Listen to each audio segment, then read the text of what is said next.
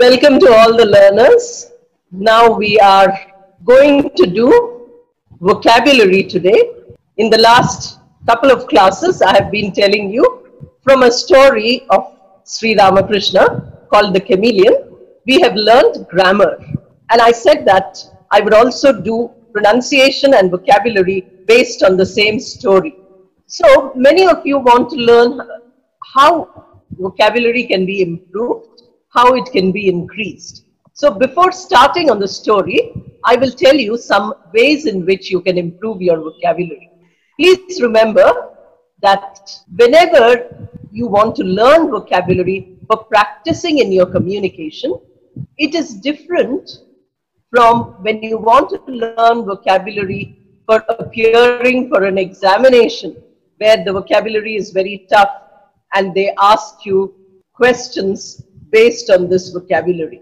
So use the words which you know. Try to learn a few words which are not very complicated, because if you use very high sounding language, that is not a very natural language. We like to use English which is natural to your level. Therefore, please remember that whenever you want to use vocabulary or you want to improve your vocabulary, first decide, why do I need this vocabulary? Do I need it to speak better and to write better? Or do I need this vocabulary to appear for a written examination where there is a vocabulary test? I'm not talking to you about the vocabulary test, because that you will get coaching from somewhere. My interest is only to help you in your communication.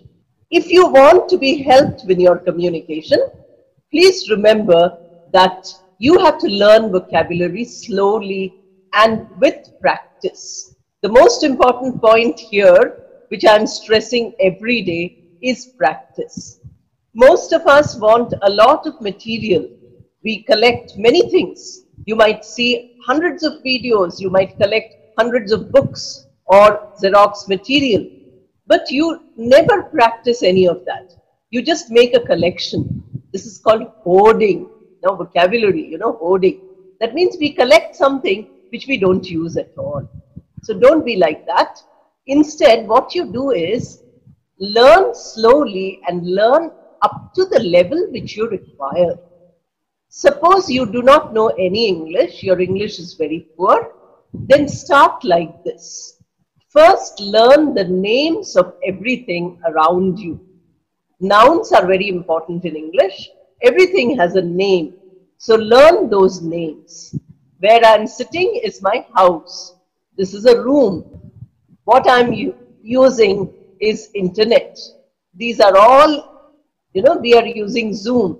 These are all nouns. Look around on the street. Street is a noun. You get many vegetables. So learn the names of all the vegetables. If you can see a park from your house, look at the park and there are many trees. A big one is called a tree. A smaller one is called a plant. What grows near the ground is what we call grass or weeds, etc. So in this way, try to learn hundreds and hundreds of nouns, identifying whatever is around you, trying to find out what is that called. In this way, you will be able to have a wide vocabulary at your fingertips, because you're able to see the object or you're able to feel the thing, and then you're giving it a name. So you have a large list of nouns, which makes your vocabulary very good. Then the next important point is verbs. We require verbs and nouns for forming any sentence. So try to write down a list of verbs. Now I can say that I speak because you can hear me. Speak is a noun. Hear is a noun. I'm sitting and speaking to you. So sit is a noun. Then if I can walk, of course while speaking I won't walk, but walk is a noun. Eat is a noun. Help is a noun. Learn is a noun. Study is a noun. Like that, you must know hundreds of nouns. These are all verbs. I'm sorry, I said noun. Actually, I mean verb. These are all verbs.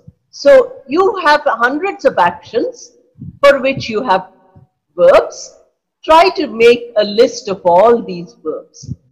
I hope you have a notebook or you have a file on your computer if you have a computer. Please write these down. One list of nouns and one list of verbs. Whatever is familiar to you, whatever is around you. I'm not telling you to learn big words from a dictionary. That is not the way to learn English communication. Learn simple English first. Out of the millions of mails which come to me, at least thousands say, "Madam, your English is very simple." Please remember, I'm speaking to you who want to learn English. So I'm speaking to you very simple English.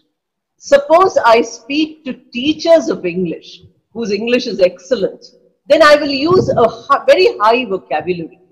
Suppose I'm speaking to specific, very sophisticated intellectual scientists, then I will use a scientific vocabulary. We call it as a subject-specific vocabulary. So apart from learning nouns and verbs, which you will list and you will keep adding to it. Suppose today, as soon as the session finishes, you can write down 500 nouns and 100 verbs. Very good. Tomorrow you might get 10 new nouns. So add to that 510. Like that, to the verbs you add 2 or 3. In this way, keep enhancing. This is your personal dictionary. Please don't depend on others or depend on a printed dictionary or depend anywhere else. Once you have listed this word, when new words come or these words come, when you are reading or listening, then that will be an enforcing of your ability to use that word. We know many words, but we don't use them. So the next point, after looking at nouns and verbs, the second thing I told you is subject specific. If you're a computers engineer, you have a separate vocabulary. If you are a physicist, you have a separate vocabulary. If you're a medical doctor, you have a separate vocabulary. If you are teacher of political science or philosophy, you have a different vocabulary. So every subject has a specific vocabulary. You go to a church or a temple, you will find they have different vocabulary. That means for each subject, we have specific words. You can make a list of all these words also. Depending on what is your subject, make a list of all the words which are very useful in your subject. Another important part of speech which we really require to make our communication better is adjective. So make a list of all the adjectives you know. I just now said very important. So the word important is an adjective. Then you say large or small. You say cold or hot. These are all adjectives. Please remember that these adjectives will help you to speak in a more colorful way.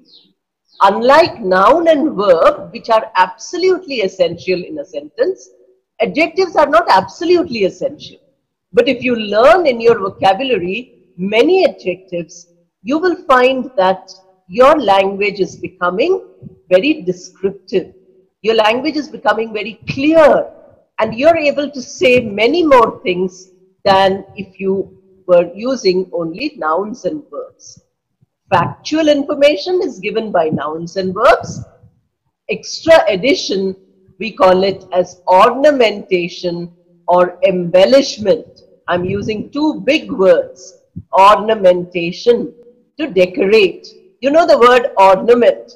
Ornament is a chain or a earring. Women like wearing them. Sometimes boys also are wearing these days. That is ornament. So from that we have the word ornamentation. Ornamentation here means to decorate the language. So adjectives help in ornamentation. Or I said embellishment. Embellishment also implies to decorate. Like this, when you learn one word with other meanings It is called a synonym. So after making these lists, first you make nouns list, then you make verbs list, then you make adjectives list. You make a list of all your subject words, that is subject specific vocabulary. If you have different people at home, your mother is a banker, your father is an engineer, you are doing medicine or you are doing BCom, then you have 3-4 subjects at home. Make subject specific vocabulary for 3-4 subjects. Now you also make a list of what words you are going to use instead of this. That is synonym. So for each of the words which you have listed, try to find words which are similar. Or in your list itself, you might get many words which are similar. For instance, in verb, I just now told you the verb walk. Everybody knows what is walk. To move from one place to another, moving your legs one after another, that is walk. Suppose you are going very fast, then we can use the word run. The movement is the same. You are moving your legs. But what are you doing with the legs? You're moving them very fast. So walk and run. These are similar words. Then you have a word amble. A-M-B-L-E. Amble also means walk, but it means slow walk. Suppose you're walking very slowly, you're talking with your friends, you're walking very slowly, then we say amble.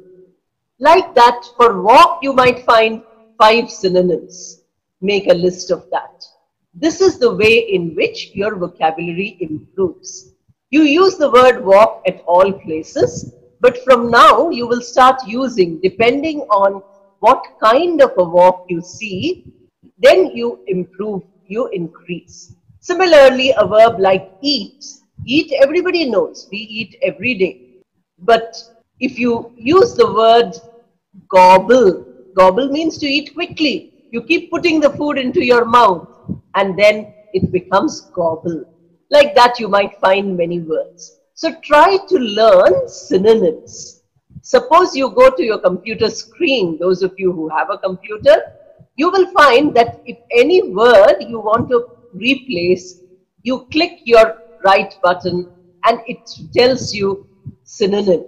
So you go to the synonym, they give you a list of 5 or 6 words with which you can replace. This is the way in which vocabulary is enhanced. If you're able to do this, you will find that your vocabulary is slowly improving because you are making a collection. You have a 100-page notebook, you have a big register with you, and you are making a list of all the possible books, all the possible words which you know yourself. These are not words which you have borrowed from a dictionary or from a textbook or from a story, because I'm telling you